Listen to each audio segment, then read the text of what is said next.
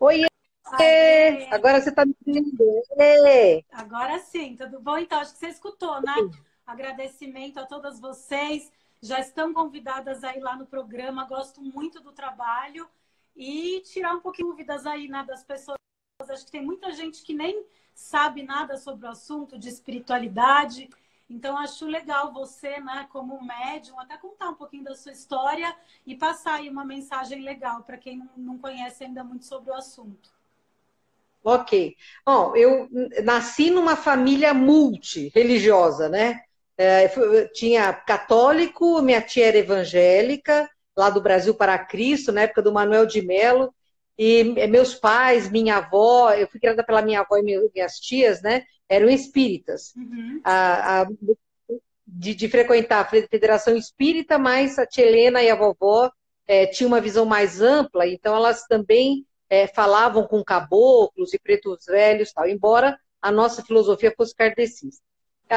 Então, assim, a mediunidade na nossa família nunca foi aplaudido, ninguém foi considerado excepcional, porque já era uma família que tinha mediunidade ostensiva, né? A minha tia Helena tinha uma mediunidade extraordinária, então para nós não era nada excepcional, mas eu tinha uma mediunidade ostensiva com pouca idade, né? Então eu tinha premonição, eu sonhava com o que ia acontecer, por exemplo, se alguém ia falecer da família, ou se alguém ia ficar doente, eu com 3, 4 anos já sonhava. Uhum. E com 5 anos, o meu avô, que era meu tudo, né? Meu avô era o centro do universo, sabe? Faleceu mesmo, né? E aí eu comecei a sonhar com ele, depois de muitos meses, eu comecei a sonhar com ele, e nessa história de sonhar com ele, ele acabou me apresentando seres que moram em outros planetas e com os quais eu passei a ter um relacionamento estreito também até 13 anos, né? E, sim, fui orientada por um desses seres a ler o livro dos Espíritos, que ele disse que aquele era o meu caminho, né? Então, Uhum. eu, com 11 anos, eu lia o livro dos Espíritos embaixo do cobertor com uma lanterninha, porque os adultos achavam que era uma literatura muito pesada para uma criança, mas eu sempre tive a facilidade de ter acesso aos livros do Chico Xavier, do Emmanuel, né? Mas também do Zacarias Sitchin, e livros de ufologia do mundo inteiro. Então, eu tive uma formação muito eclética, né? Claro que o meu foco era me tornar médica, eu foquei a minha vida no estudo, eu adorava esporte também, meu pai jogou no Palmeiras e na seleção brasileira, então ele estimulava a gente a buscar o esporte para ter uma saúde física, né? Aliás, E aí eu rapidinho, Mônica, estudava. desculpa te cortar, porque ontem eu falei isso, porque a gente tem um palmeirense muito grande no programa. Eu falei, o pai dela jogou. Quem que é o seu pai, Mônica? Um segundo. O canhotinho, canhotinho. Ele jogou no Palmeiras e na seleção brasileira. Ele foi daquele Palmeiras que foi campeão da Copa Rio, né? Ele, o Berdan Catani, Liminha, Valdemar Filme, pessoas com quem eu convivi quando eu era bem pequenininha. Esses jogadores famosos do Palmeiras iam na casa dos meus pais, né? E, então, assim, eu com 11 anos eu comecei a estudar o livro dos Espíritos, com 14 eu descobri filosofia, aí eu estudei tudo que eu pude de filosofia, então eu tive uma formação muito eclética, né? A ciência, que eu tenho um pé muito forte na ciência, eu sou cientista, sou médica por vocação, eu não acredito na medicina mercantilista, eu acredito na medicina que foca no paciente, não na doença, tanto é que eu pratico a slow medicine, né? Fiz um monte de cursos de pós-graduação aí para poder ajudar o paciente como um todo, tanto na área da medicina ocidental quanto na área da medicina oriental, com acupuntura, fitoterapia. Ou seja, eu estou sempre em busca, entendeu? Se você quisesse que eu me definisse, eu falaria, sou um ser em busca. E junto com a medicina, eu sempre estudei a espiritualidade e a multidimensionalidade, porque os extraterrestres me ensinaram demais também, né? Eu tenho um contato com eles até hoje, nós trabalhamos juntos, lá na Casa do Consolador, desde 2004, com um ser chamado Sheliana, que é uma adâmica das Pleiades. Então, eu sou um mosaico, entendeu? Na verdade, eu estou em busca, estou buscando eu mesma para ver se eu saio um pouquinho melhor do que quando eu cheguei por aqui. Com certeza. Então, até agradecer também minha amiga que apresentou o seu trabalho há uns 3 anos atrás. Obrigada para ele. Desde então, assim, assisto todos os vídeos, né? Eu acho que a galera também nessa quarentena, pessoas que eu mandei o convite, muito felizes que conheceram o seu trabalho agora nesse período e tenho certeza que isso só vai crescer cada vez mais, né? E acho até legal também, Mônica, eu vi uma palestra que você fez acho que num congresso de medicina e espiritualidade que teve em Portugal, se eu não me engano, ou começo desse ano, ano passado, que você falou bastante também das doenças e ali das causas da doença. Então, até colocar um pouquinho esse assunto aqui também para as pessoas verem que se elas estão doentes, tem um motivo por trás disso, que às vezes muita gente não fala nisso. Eu acredito realmente que o corpo é o mata-borrão da alma, sabe? Tudo aquilo, porque a gente comunica, né? Nós não somos o corpo físico, nós somos espíritos numa viagem material enquanto estamos no mundo dos vivos, né? Mas, na verdade, nós somos muito mais, porque nossa alma é eterna. Então, a gente tem passagens pela fisicalidade que são passagens até curtas, né? A idade média hoje de vida no Brasil não chega a 70 anos, em países do primeiro mundo chega a 80, então é uma passagem bastante curta. Mas é um ponto importante da gente entender o que nós temos de doença na nossa alma, o corpo físico é que absorve. Esse congresso que você está falando foi um congresso médico espírita realizado em Lisboa no ano passado, em maio do ano passado, que eu apresentei 2 palestras lá, né? E uma delas é exatamente esse foco, né? Porque eu acredito que a saúde é uma escolha do espírito, né? Quando a gente, por exemplo, pulmão é um órgão de choque da tristeza. Pessoas tristes geralmente têm problema pulmonar, não é? O medo gera câncer no tubo digestivo, por exemplo. Né? O rim é também outro órgão de choque do medo. Então, nós nunca tivemos tantas pessoas com problema de cálculo renal como nós temos hoje. Mas também nós nunca tivemos tantas pessoas com medo como a gente tem hoje. As pessoas vivem acuadas pelo medo, né? A vida moderna é altamente estressante, exigente, ela nos coloca uma obrigatoriedade de nos manifestarmos de uma determinada forma, em termos de roupa, de profissão, de ganho mensal, quer dizer, é uma exigência atrás da outra. E isso gera na gente um medo de não conseguirmos cumprir aquilo que a gente deseja não vir, então nós somos muito reféns do medo. Tanto é que as doenças pulmonares e as doenças renais estão se multiplicando aí numa velocidade absurda, né? Por exemplo, pessoas que têm problemas articulares nas mãos, né? São pessoas que têm muito apego, elas são muito apegadas, elas querem ter muito controle sobre a vida, então elas acabam querendo controlar as outras muito mais do que controlar elas mesmas, né? A inflexibilidade, a intolerância, a impaciência não leva a ter problema de coluna. E é fácil de entender, porque quando você está irritado, você descarrega adrenalina no seu corpo e os músculos contraem. Os músculos da coluna contraindo, eles apertam os nervos que saem dos espaços entre as vértebras, né? Então você tem dor na coluna, dor no joelho, são pessoas que são muito orgulhosas, que têm dificuldade de flexionar, né, perante a vida, perante os outros. Então, todas as nossas doenças falam muito da nossa alma. E eu acredito que se a gente entender este contexto, você não vai tratar a pressão alta, você vai tratar a ira que a pessoa tem, a zanga que a pessoa tem, a raiva que a pessoa tem. E aí você dá o remédio para a pressão, mas você vai mais além, você não trata a consequência, você trata a causa também. Você tira a raiz, né? Não vai podando só o que está ali por cima. Você sabe, eu sou cirurgiã porque eu amo cirurgia, né? Eu assisti quando eu era bem pequenininha, eu assisti o primeiro transplante cardíaco que passou na televisão, do Barnard, fantástico e tal. E eu falei, eu tinha 3 anos aqui, eu falei, eu quero ser cirurgiã, vou ser cirurgiã. E foi a minha meta mesmo, eu adoro operar, para mim cirurgia é uma arte, não é? Eu gosto de operar o trauma, então você pega pessoas em estado gravíssimo e você consegue ajudá-las a superar e a sobreviver. É uma sensação extraordinária. Quando você vê alguém que chegou na mesa quase morto, dali a um tempo você dá alta dessa pessoa e essa pessoa está feliz e a família está feliz com a nova chance que ela teve, né? Quando eu voltei, eu fiz 2 anos de fellowship em Chicago, na Universidade de Illinois, com o Dr. Nichols, de cirurgia. Eu fui convidada por ele para ir para lá, porque eu tinha um trabalho na área hepática que interessava a ele, e eu acabei ficando 2 anos em Chicago, né? Aí eu voltei para o Brasil, comecei a trabalhar e tal. Um dos primeiros casos que eu operei foi uma senhora que tinha uma úlcera de duodeno, que para você imaginar o tamanho da úlcera, ela não tinha uma úlcera no duodeno, ela tinha o duodeno na úlcera. Era uma coisa gigante. Naquela época a gente não tinha as medicações ótimas que nós temos hoje, então a opção era uma cirurgia, mesmo porque havia uma retração, estreitamento, tal, um monte de complicação. Eu operei essa senhora e quando você abre um abdômen, você já aproveita e olha tudo, né? Porque o abdômen é uma caixinha de surpresa. Eu examinei tudo, não tinha nada, aí deixei estar para ver como é que ficava.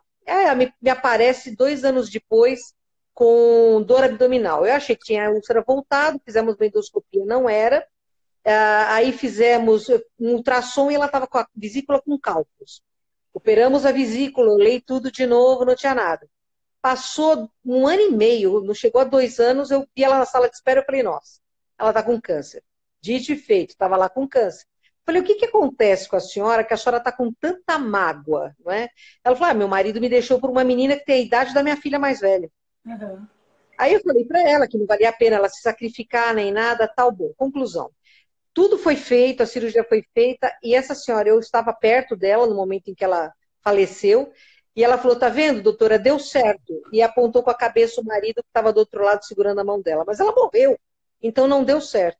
A partir daí eu comecei a ver que cirurgia é fantástico, mas a cirurgia trata a consequência, não a causa. Uhum. E eu então migrei para a área de saúde da família, porque era aquela que me dava mais possibilidades de ajudar as pessoas, né? Mas entendendo que a raiz emocional está na causa de todas as doenças. Sim, é muito bom. Inclusive, eu vi esse exemplo que você acabou de dar numa palestra que você deu, acho que no Obreiros da Luz, aqui próximo a São Paulo. E é sempre a primeira palestra, né, que tem pessoas que, assim, elas são muito materialistas, elas realmente não acreditam em nada. E foi a primeira, quando eu quero introduzir alguém nesse assunto, mostrar que tem algo a mais, eu não posso ir direto numa palestra, por exemplo, da Xerença, a pessoa acha que eu sou louca. Então eu mando essa, que você conta essa história e a pessoa vai vendo que faz tudo sentido, né? Porque muitas vezes a gente tem alguma coisa, uma dor de cabeça, qualquer coisa. É importante, eu acho, que a gente se questionar também, entender os porquês, né? Não sair medicando, assim, por nada e não se perceber. A medicina ocidental, ela tem de uma evolução extraordinária, né? O problema é que essa evolução extraordinária está fracionando o corpo humano em pedaços cada vez menores, né? Então, assim, a gente não pode desprezar o conhecimento milenar da medicina oriental, da medicina chinesa, que tem aí mais de 5.000 anos, né, de trabalho, quer dizer, tem 1,5 bilhão de pessoas lá, deve dar certo, né? A medicina oriental. Nem desprezar o extraordinário nível que chegou já a medicina ocidental. Então, a gente tem que somar essas duas coisas, mas tem que ir além. E esse além é compreender que nós somos seres multidimensionais e que a parte não física é quem manda no processo. Sim, e o pessoal já está perguntando aqui, até quer saber como começou esse processo com você, que você começou a ver seres multidimensionais, como aconteceu isso na sua vida, você ficou com muito medo? Explica um pouquinho, conta pra gente. Tá, eu não tinha medo, né? Porque como eu tinha uma clarividência muito intensa quando eu era criança, e toda criança até os 7 anos tem, então eu não sou exceção, né? A maioria das crianças tem mesmo. Eu estava acostumada a ver o mundo extrafísico.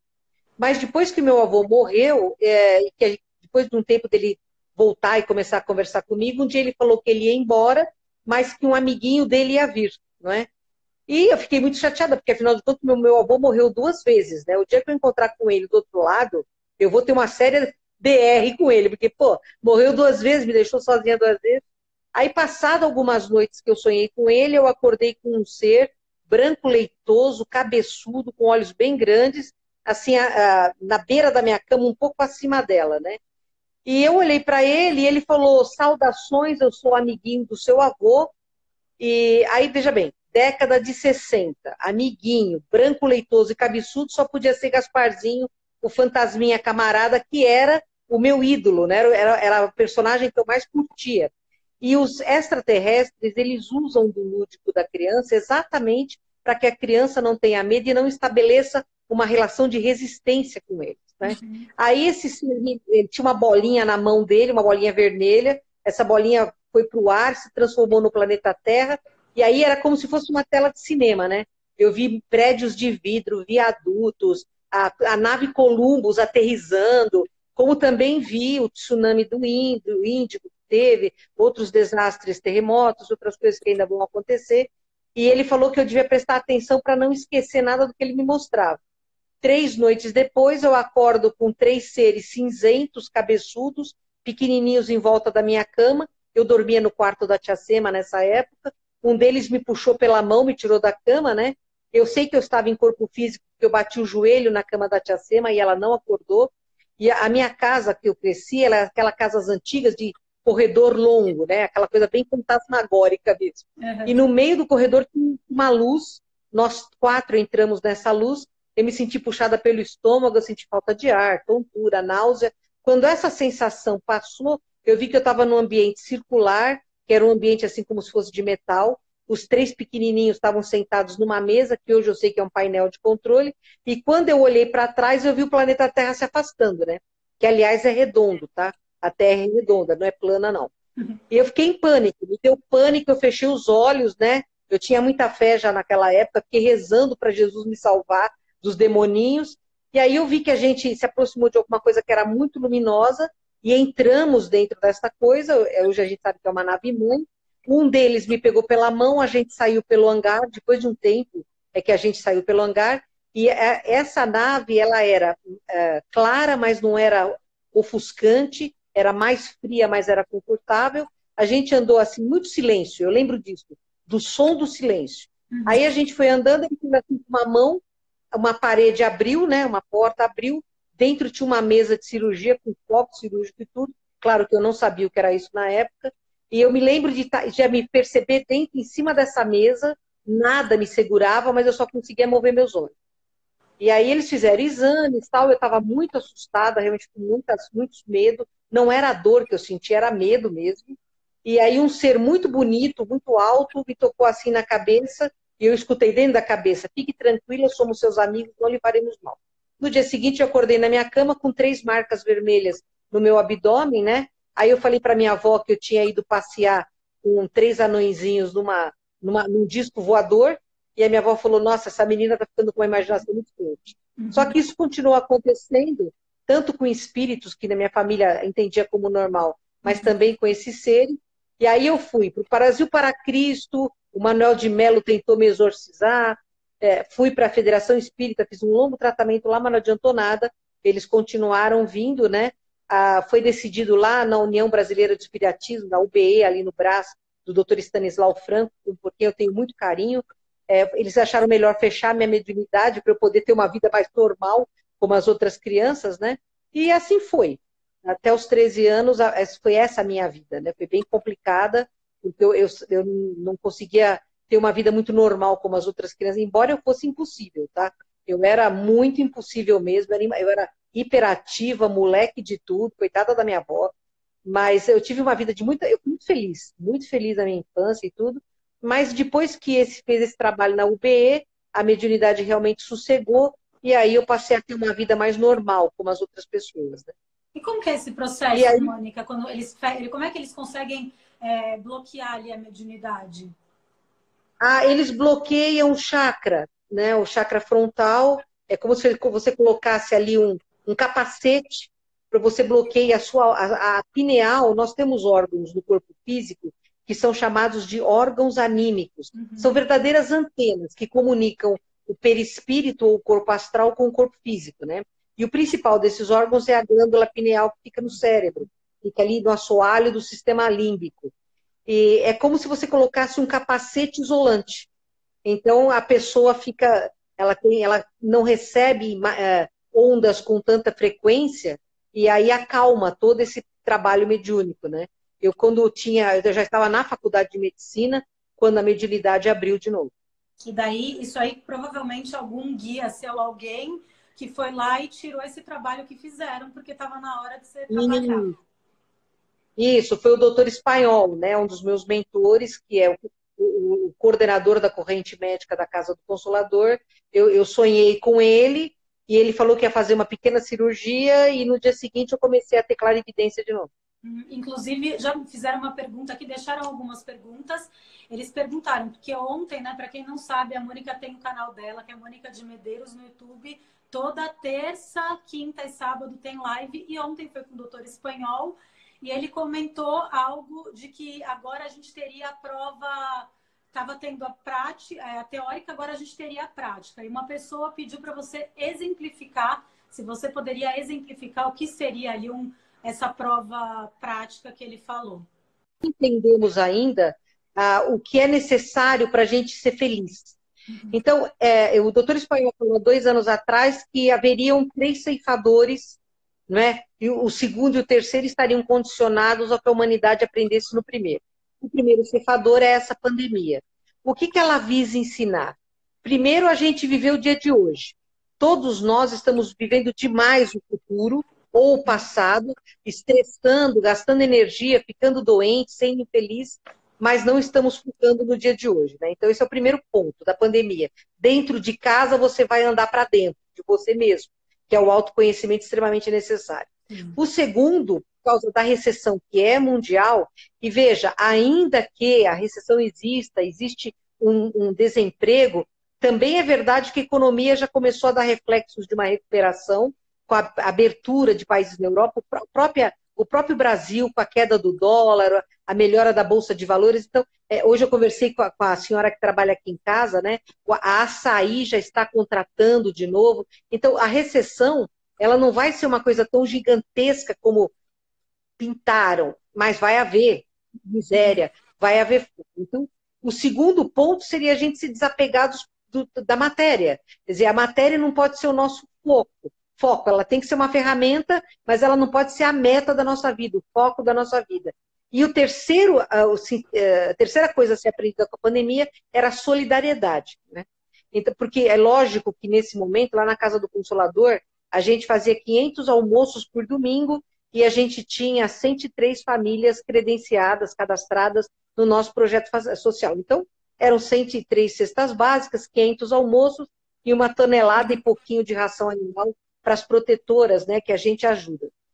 Quando começou a pandemia, nós aumentamos para 1.000 almoços, agora nós já estamos chegando a 1.500 almoços, e para você ter uma ideia de como está o desespero das pessoas, no sábado, um pouco depois da meia-noite, começaram a fazer fila lá na porta da Casa do Consolador. A gente morre de dó, porque está frio, né? Nós distribuímos 221 cestas básicas só nesse domingo, fora o que a gente já vem distribuindo, uma média de 50 a 70 cestas básicas por domingo. Então, multiplicou muitas vezes aquilo que a gente fazia, né? Graças a Deus, temos a oportunidade de fazer e a ajuda de milhares de amigos para manter e aumentar a obra social. Então, a solidariedade é a lição a ser aprendida. Viver o hoje, desapegar da matéria e aprender a solidariedade. E eles estimavam que 7% da população mundial aprendesse isso. Em março, eles falaram que chegou a 7%, né? Em abril caiu para 6% e agora em maio caiu para menos de 5%. Então, nós vamos entrar agora num período de retorno à vida, que a quarentena está se extinguindo. Se é o momento de extinguir ou não no Brasil, eu nunca pregoei que a quarentena horizontal fosse indicada para todo lugar, eu nunca achei que fosse. Eu achei que a quarentena tinha que ser horizontal, sim, em toda a faixa leste do Brasil, que é onde se concentra a maior parte da população, mas tinha que ser horizontal no resto e ser mudada para vertical, perdão, no resto, e ser mudada para horizontal na medida em que fosse agravando. Hoje o Brasil é o novo epicentro do coronavírus no mundo, não é? É claro que a gente tem subnotificação, não são registrados todos os casos, não é número de testes feito em valor significativo para que a gente tenha uma ideia da doença aqui no nosso país. Nós sabemos que existe manipulação de dados pró e contra, né? Infelizmente o Brasil está num momento difícil, sempre esteve num momento difícil, politicamente falando, né, por causa da corrupção, mas a gente vai voltar para a vida, né? A quarentena já está sendo suspendida, vamos voltar para a vida. E nesse voltar para a vida é que a gente vai ser testado. Você é capaz de viver agora? Você é capaz de praticar o desapego da matéria? Acima de tudo, você é capaz de ser solidário? Então vai ser a prova prática, entendeu? E eu acho ela difícil, porque quando a gente está isolado do mundo, você é idealista. Mas quando você está lutando pela sua sobrevivência, o ideal cede ao egoísmo. E é justamente contra o egoísmo que nós temos que lutar. Entendi, muito bom. Tem mais umas outras perguntas aqui. A pessoa perguntou se os profetas antigos, eles recebiam as suas profecias de extraterrestres evoluídos. Olha, eu acredito que eles recebiam de espíritos de luz da Terra mesmo, né? Uhum. Não que a gente não tenha muitas evidências de manifestações extraterrestres na Bíblia, porque existem muitas evidências, né? Ah, a própria, as tábuas que o Moisés recebeu, né? Elas foram gravadas a laser. Então, a gente tem na própria Bíblia registros claros de naves e de seres não físicos, os gigantes, os Néfilins, que estão escritos na Bíblia, são extraterrestres. Mas a gente não pode deixar tudo à custa do extraterrestre, sabe? Porque o planeta Terra é dos humanos da Terra. Então, nós temos auxílio dos próprios espíritos de luz da Terra, na grande maioria de tudo que foi descoberto, de tudo que é feito pela luz, é de seres da Terra mesmo. Sim, muito bom. Uma pessoa queria saber qual que é, na sua opinião, o melhor exercício para melhorar os chakras. O que fazer? O exercício de respiração pausada, que nós deveríamos fazer pelo menos a cada 2, 3 horas, não é?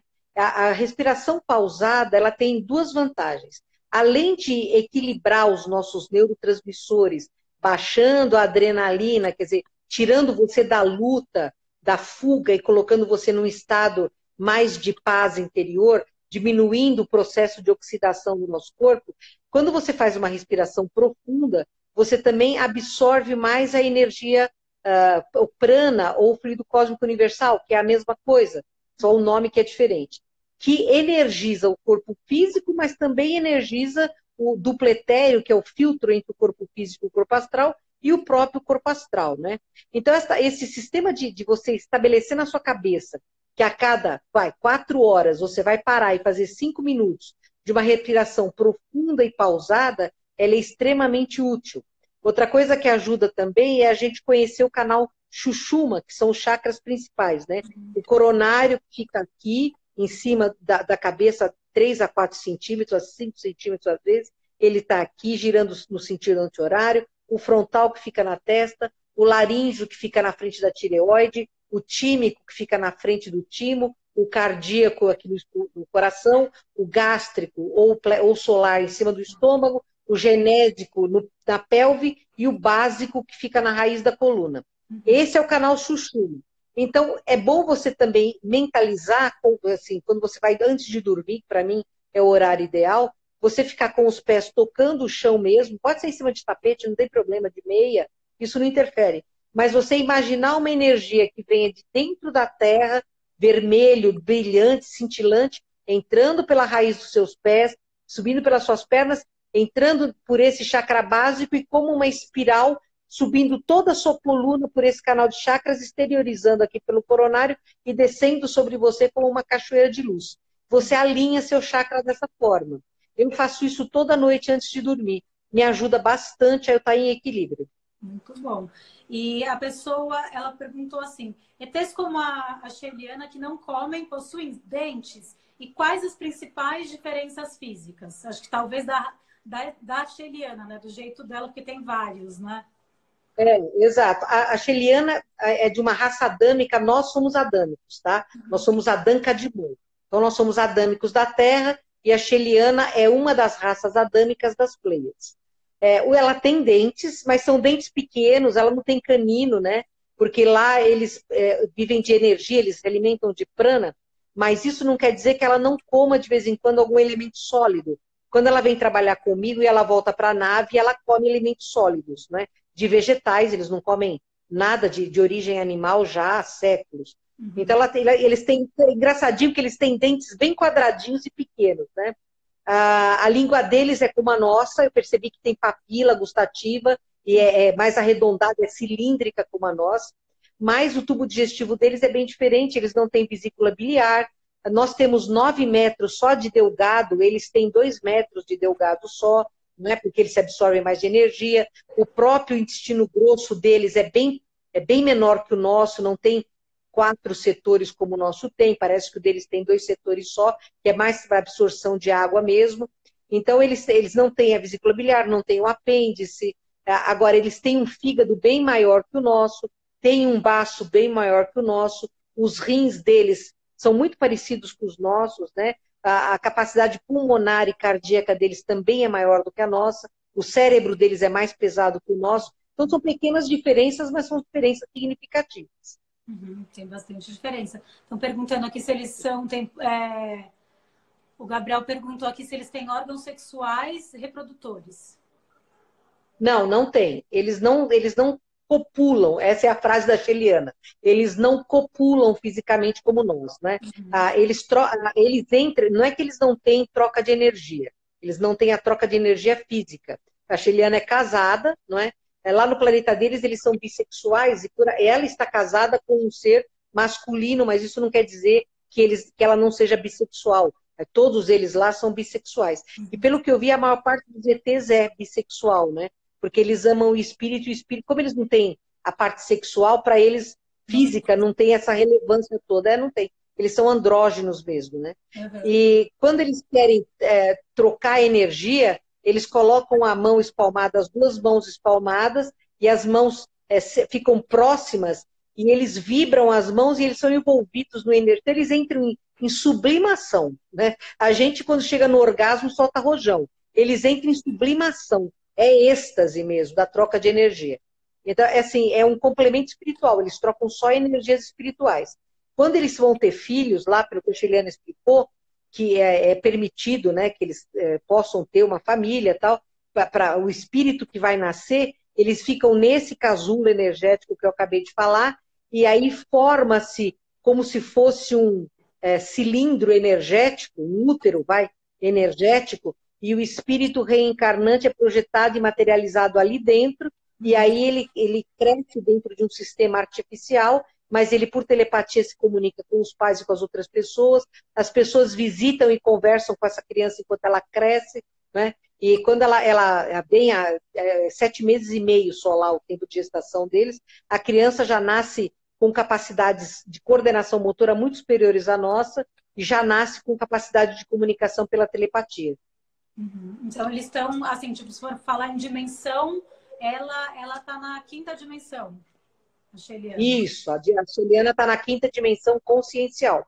O corpo físico dela é aprimorado em relação ao nosso corpo físico, tá? Ela já está numa dimensão consciencial avançada. E tem alguma experiência interessante que você acha legal, que você passou com eles, que te marcou bastante, alguma curiosidade para contar aqui para gente? O primeiro contato que eu tive com a Sheliana, né, porque a gente fazia, como a tia Sema teve um derrame e ficou em cadeira de roda, os meus amigos mais íntimos da Casa do Consolador, todo domingo iam lá em casa para fazer o evangelho no lar. Era uma delícia. E cada um levava um prato, era uma festa. Era evangelho e depois tinha a festa do domingo. E a gente sempre tinha um mentor que vinha em um de nós para dar uma mensagem de acordo com o evangelho da noite. E uma noite lá, caiu a temperatura, estava esquisito, o ambiente estava estranho, um dava choque no outro e tal. E aí veio o mentor, veio assim, uma voz metálica, muito esquisita. Ele só falou assim: saudações, estamos prontos para o contato, saudações. E a gente ficou com cara de ué, né? E todos nós começamos a descrever o mesmo ser, que era um ser muito alto, como se tivesse pele de golfinho. Ele era um cinza azulado, com olhos oblíquos negros, tal, uma cabeça como se fosse uma bola de futebol americano, né? E a gente ficou assim, nossa, o que será isso, tal? E aí os nossos mentores falaram para a gente ficar tranquilos, porque eram irmãos de luz que vinham somar. Bom, nessa tal de suma, começaram a acontecer eventos na Casa do Consolador, de queimar lâmpada, queimar geladeira, queimar um monte de coisa. A temperatura caía muito dentro da casa, né? A gente estava no verão de casaco, então era esquisitíssimo o que estava acontecendo. E a gente começou a ver bolas azuis dentro da casa. É espírito, e aquilo não era espírito coisa nenhuma, né? Aí eu comecei a ficar preocupada. Mas, de novo, o doutor Esparral falava: não, fique tranquila, são irmãos de luz que vêm somar. Um sábado eu estava tomando banho em casa, só estava eu, a tia Sema. Nessa época eu tinha 33 gatos e 8 cachorros. Então a minha casa era bem cheia de vida, né? E eu tinha uma Beagle, a Cici, que ela tinha uma mediunidade incrível. Cada vez que um espírito entrava em casa, ela acusava. Eu estava tomando banho, o meu banheiro abria na suíte da tia Sema, para eu ficar bem pertinho dela. Então, tinha o meu banheiro, o meu quarto e a suíte dela, era assim, né? E aí a Cici começou a uivar, Eu desliguei o chuveiro, me enrolei na toalha, né? Saí pro corredorzinho, era um corredor pequenininho. Aí eu vi um ser altíssimo, com a cabeça quase tocando o teto. Ali tinha 2 metros, quase tinha 3 metros de altura ali, aquele espaçozinho. E eu olhei para ela, né? E ela era um ser feminino, com cabelo até a altura do ombro, era um castanho claro, olhos enormes. Era um violeta, o olho dela era um azul violeta, assim, muito bonito. Ela tinha muito delicada de fisionomia. Ela levantou a mão esquerda e falou por telepatia, saudações, né? Eu olhei ela com aquela roupa de mergulho, eu falei, isso é um ET. Aí eu falei, olha, abdução de toalha não. Foi a única coisa que me ocorreu de falar. Né? Aí ela nem se mexeu, aí ela falou, estamos aqui para trazer uma proposta de trabalho conjunto, você divulga porque nós estamos aqui, porque meu povo está aqui, e nós ajudamos vocês em cura energética. Uhum. Mas tem 3 condições. A primeira, você não pode comer carne, porque eu preciso que você produza um ectoplasma mais sutil. Ectoplasma é um fluido produzido pelas células do nosso corpo físico, que os espíritos utilizam nos trabalhos, né? Para mim era fácil, porque eu já comia só carne branca, eventualmente, naquela época, já não comia carne vermelha. Uhum. Segundo, você não pode tomar nada que tenha cola, porque essa bebida interfere nos cristais de apatita da sua pineal. Falei, pronto, a minha cabeça, minha pineal está calcificando, meu Deus do céu. Anos depois, o Sérgio Felipe lançou a pesquisa dele de cristais da pineal, né? E eu falei, meu Deus, se a terceira condição for que eu não posso comer doce, eu tô fora. Aí ela nem se metia, ela ficou parada assim com a mão. A terceira, ela falou, e você vai falar de nós onde você foi chamado e nós concordarmos. Né? Essa foi a terceira condição. E aí eu cheguei na casa do Consolador e falei, gente, a tia Sema viu a Xeliana. Porque a tia Sema foi com a cadeira de roda até a porta do quarto e ela viu a Xeliana. E a minha gatinha Toninha, que era o nome dela era Maria Antonieta, para baixar um pouco a bola eu chamava ela de Toninha. Ela se esfregou e enrolou na perna da Xeliana. Então a Xeliana estava fisicamente na minha casa. Foi a única vez que eu vi a Xeliana fisicamente na minha casa. Foi a única vez. Aqui no mundo, né? Eu nunca vi a Xeliana mais fisicamente. Só em projeção astral. Mas a partir daí a gente começou a trabalhar junto, né? E foi muito engraçado, porque eu cheguei na segunda-feira na casa do Consolador, falei, boa noite. Eu sempre abro os trabalhos assim. Boa noite, amigos. Vamos dar início aos nossos trabalhos com a graça de Deus, né? Hoje eu não faço mais isso porque eu sou contra a idolatria e as pessoas tendem a pensar que você é o seu mentor. E eu estou anos-luz abaixo deles. Então tem outros trabalhadores que abrem os trabalhos agora. Aí eu falei isso, falei, gente, os extraterrestres vão começar a trabalhar aqui na casa do Consolador. Foi um absurdo, né? Teve gente com estatelada, teve gente que levantou. E aí isso começou a criar problema dentro da casa mesmo. Aí um trabalhador falou assim para mim, Mônica, não fala extraterrestre, fala Hebe, entidade biológica extraterrestre. Falei, boa noite, pessoal. A Hebe vai começar a trabalhar conosco. Aí uma mulher falou, nossa, Hebe Camargo, vem aí. Aí eu desisti, comecei a falar só em ET mesmo, que era mais fácil. É mais fácil. E você tem, o que foi a melhor coisa mais bonita assim, que você já viu na sua vida? Assim, quando você foi em algum lugar, a coisa mais impressionante de luz que você já viu para compartilhar aqui com a gente? Eu vi muitas coisas maravilhosas, mas teve eventos que me impactaram demais, né? A Casa do Consolador teve em risco de fechar por causa dos ETs, porque as pessoas começaram a ficar assustadas, né? Então eu falei para um deles, que chamava Kenaton, eu falei, olha, vocês vão explicar para as pessoas que vêm buscar cesta básica aqui que a gente não vai dar mais cesta básica porque vocês acabaram com o centro. Aí ele falou, pode avisar que na festa da praia nós estaremos lá. Eu falei, eu falo, vocês não cumprem, né? Eu não vou falar nada. E eu falei só para os meus amigos mais íntimos. E um deles contou só para a torcida do Corinthians. Então, tinha um volume absurdo de pessoas na festa da praia aquele ano. E teve uma chuva, menina, sabe aquela chuva que dói no corpo? Uhum. Né? E eu estava com o Tupã estava incorporado na praia, chovendo, caindo relâmpago, as pessoas indo embora e ele não se mexia. E o relâmpago andava por cima, assim, como se ele estivesse batendo em alguma antena, alguma coisa assim. Não baixavam os relâmpagos. Quando ficaram só 189 pessoas, acabou a chuva, o céu abriu, foi um espetáculo. Exatamente à meia-noite, nós estávamos agradecendo a Deus pelo ano que tínhamos tido e começamos a ver muitos pontos de luz se movimentar no horizonte, em cima de nós. Olha, nós éramos 189 pessoas e nós vimos dezenas de naves fazendo evoluções por muitos minutos sobre nós. Então, aquilo foi muito importante, aquilo ratificou que os ETs iam trabalhar conosco mesmo, deu uma certeza para todos nós, para mim foi muito importante, porque eu sou muito cética, né? Então, isso foi, para mim, foi encantador. Mas eu já tive momentos de ver cenas de amor dos espíritos de luz extraordinárias, né? De você estar vendo... eu tive a possibilidade de participar de momento de passagem de muitas pessoas na minha residência, no meu internato, e muitas vezes eu vi chegarem espíritos de luz e desprenderem a pessoa com amor, com carinho, o encontro destas pessoas com seus entes queridos do outro lado. Então, eu tenho uma certeza absoluta da misericórdia divina. Eu sei que a gente nunca está sozinho nem desamparado. Muito bom. Queria também, Mônica, que você falasse um pouquinho sobre... Eu faço parte desse projeto, aliás, não vejo a hora disso acabar para a gente poder voltar, mais da Terra de Elfos.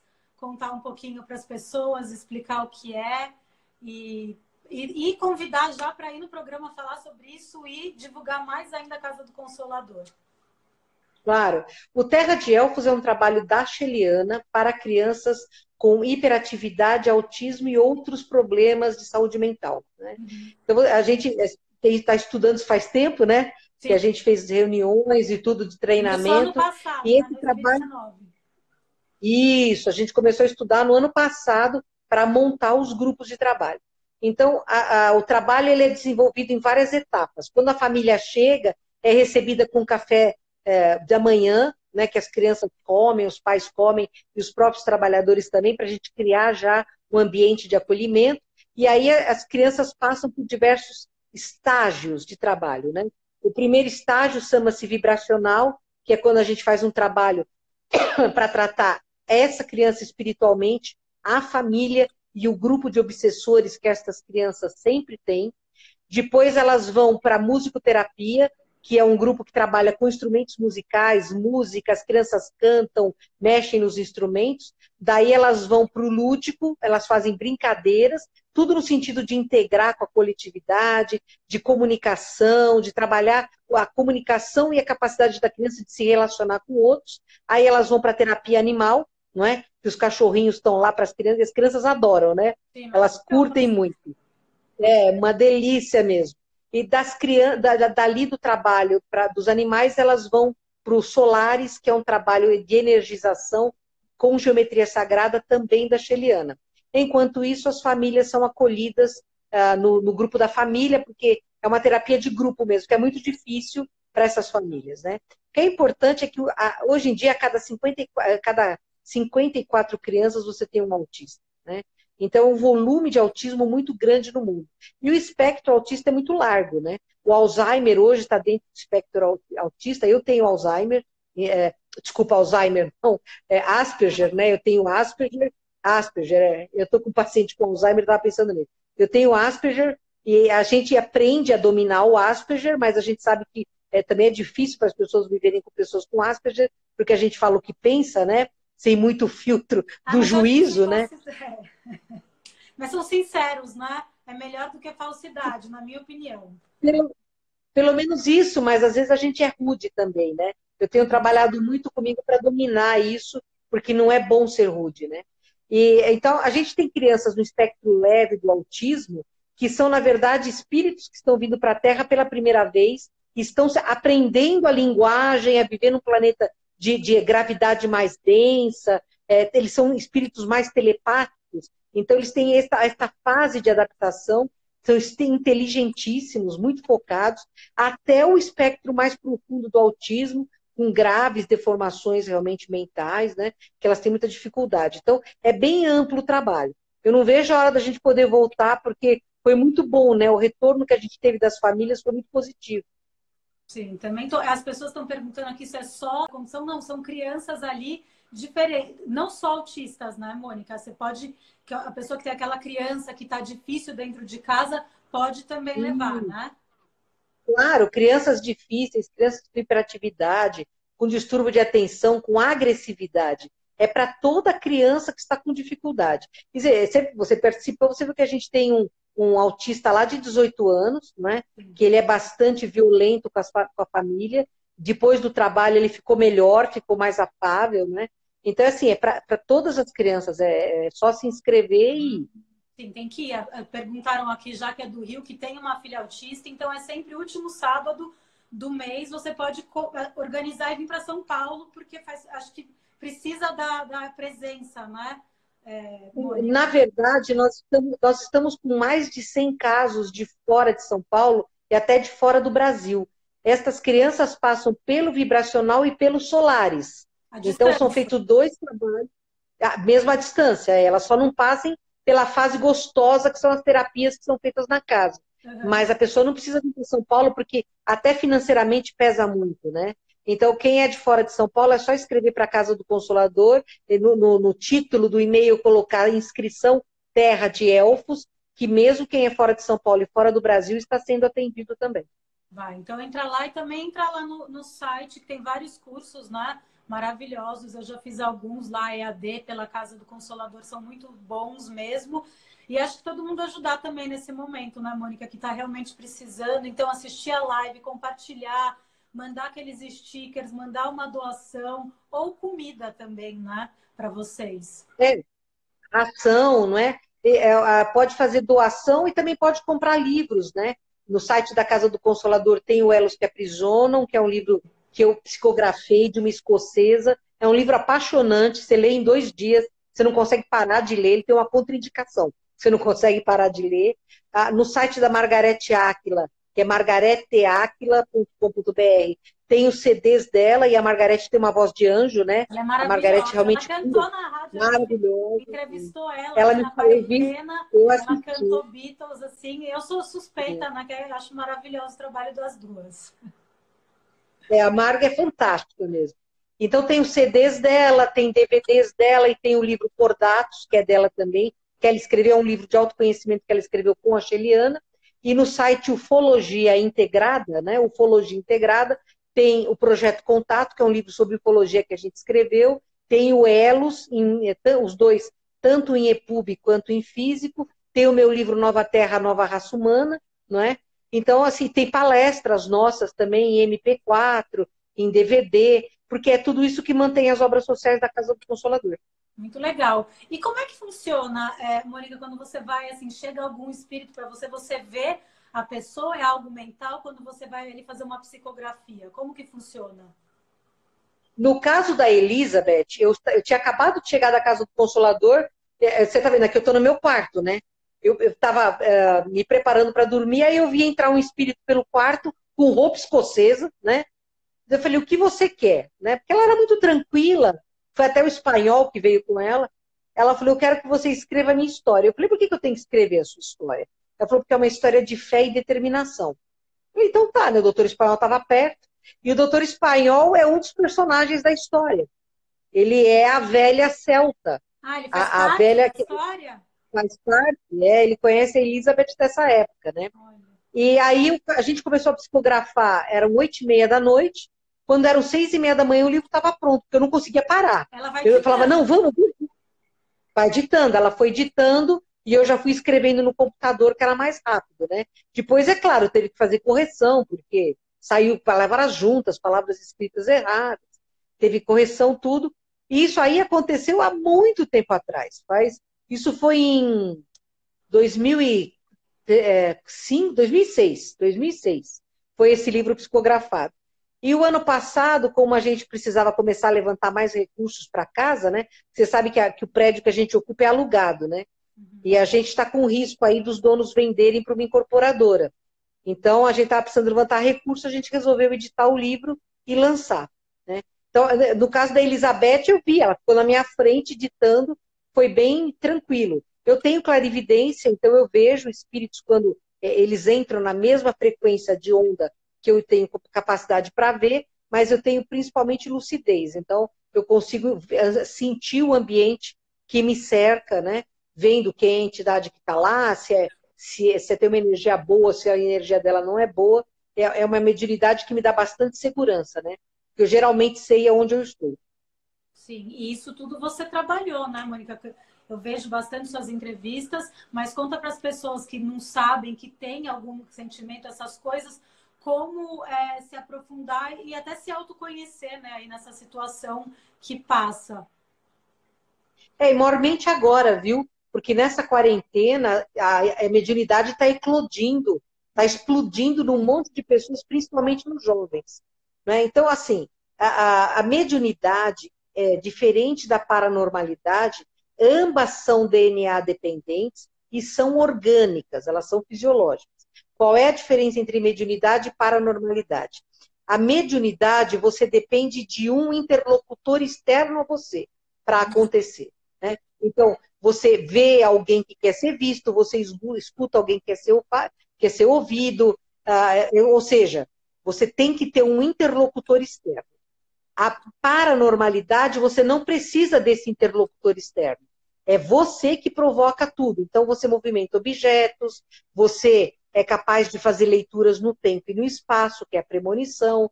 A clarividência também é uma paranormalidade. O desdobramento ou projeção astral, que acontece toda noite quando o corpo dorme, o espírito não fica no corpo, ele se projeta para além dele. Tudo isso é paranormalidade, né? Então, como eu te falei, eu tinha mediunidade ostensiva, né, quando eu era criança, fecharam a minha mediunidade. Quando eu estava na faculdade, abriu a clarividência, a única coisa que abriu foi a clarividência. E depois que eu me formei em medicina, fui para os Estados Unidos e tudo, quando eu voltei, já tinha feito a residência, eu estava em casa assistindo o jogo do Palmeiras, imagina só, porque o meu irmão caçula era repórter, e essa é a primeira vez que ele participava, eu estava assistindo o jogo. E aí eu escutei uns passos pesados assim no corredor de casa, e eu olho para a porta, tem um índio enorme, com o saiote verde, o penacho verde, e ele bateu no peito assim, ele falou, eu sou Tupã, sou seu mentor, todas as quintas-feiras, às 9 horas da noite, você vai colocar um copo de água e você vai ler Kardec, e depois Chico das 9 às 10. E eu me desenvolvi em casa, eu me desenvolvi assim. Mas o certo é você fazer uma escola de médiuns, ou um curso como Mediunidade Metafísica que a gente tem, ou outros cursos que têm aí, não ligados à Federação Espírita, né? Que são cursos para você disciplinar as suas capacidades mediúnicas e trabalhar com elas em prol dos demais seres vivos, né? Que é para isso que a mediunidade serve, é para você atuar em prol do bem maior. Ajudar. E está quase acabando já aqui, mãe, que eu queria que você deixasse umas mensagens finais, falasse alguma coisa aqui para gente, nesse período, né, nessa Olha, situação primeiro, agora que está acabando, mas ainda estamos nela, né? Ainda estamos. Primeiro agradecer a você e ao pessoal que está assistindo, esses coraçõezinhos que estão subindo aqui, né? E as perguntas que foram feitas e tudo. Agradecer a gentileza e o carinho das pessoas. E nós estamos vivendo um período de muita incerteza, muita insegurança e, portanto, de muito medo. E, na verdade, a gente tem que ter medo da gente. Só nós podemos nos ferir, né? Nós temos que, nesse instante, combater toda e qualquer forma de medo que queira nos manietar, porque o medo imobiliza e nós estamos no momento de agir, não de ficar parados, né? Nós temos que combater a mentira, temos que combater toda a emanação de mal, venha ela da onde vier, mas fazer isso através da paz, através da tolerância, através da paciência, da misericórdia, da gratidão, porque todos os homens hoje na face da Terra estão sendo acometidos do mesmo mal. Pela primeira vez, todos os homens, não importa a raça, não importa o sexo, não importa a etnia, não importa o nível cultural, social, nada. Todos estamos sendo submetidos ao mesmo professor duro que é esta pandemia. Então, combater o medo é a forma correta da gente se situar. Não acreditar, né, nessas pessoas que estão falando que vai entrar uma nova ordem mundial, que a gente vai perder a liberdade individual. Não acreditar nisso. Nós não temos o direito de acreditar que vamos ser subjugados, porque a luz pode muito mais do que a escuridão. E a luz precisa do concurso de cada um de nós. Então, nós temos que agir. Gente, para evoluir são 3 requisitos. O autoconhecimento, porque se nós não sabemos onde erramos, nós não podemos melhorar quem somos. O conhecimento, para nós termos mais ferramentas e responder de forma mais ética ao que nos demanda. E a prática do bem. Com essas 3 ferramentas, nada vai ser capaz de tolher a nossa liberdade, de impedir a nossa felicidade. Nós fazemos parte de uma família gigantesca chamada humanidade. Entre encarnados e desencarnados, ou vivos e mortos, uma família que está recebendo irmãos de outros planetas que estão vindo apenas para somar. Então nunca nós tivemos tantas possibilidades evolutivas como temos hoje. Temos desafios. O desafio vai fazer com que a gente seja cada dia melhor. Então, se eu puder pedir a vocês um favor, eu peço, combatam o medo. Não se tornem reféns do medo. Troquem o medo pela certeza de que a luz é mais poderosa e que a luz sempre vai vencer. Isso mesmo. 30 segundos para acabar. Mônica, muito obrigada mesmo. Já estão convidadas para voltar. E em pedido aqui de todo mundo que te assiste, a gente quer que continue essas lives no Facebook depois dessa pandemia. Falando por todos aqui, eu tenho certeza que todo mundo quer que continue. A gente vai continuar, não tantos dias, porque a gente tem a Casa do Consolador, mas com certeza todas as lives vão continuar assim. O Veludo, o Espanhol, o Cheliano, o Tupã vão estar todos lá. Obrigada.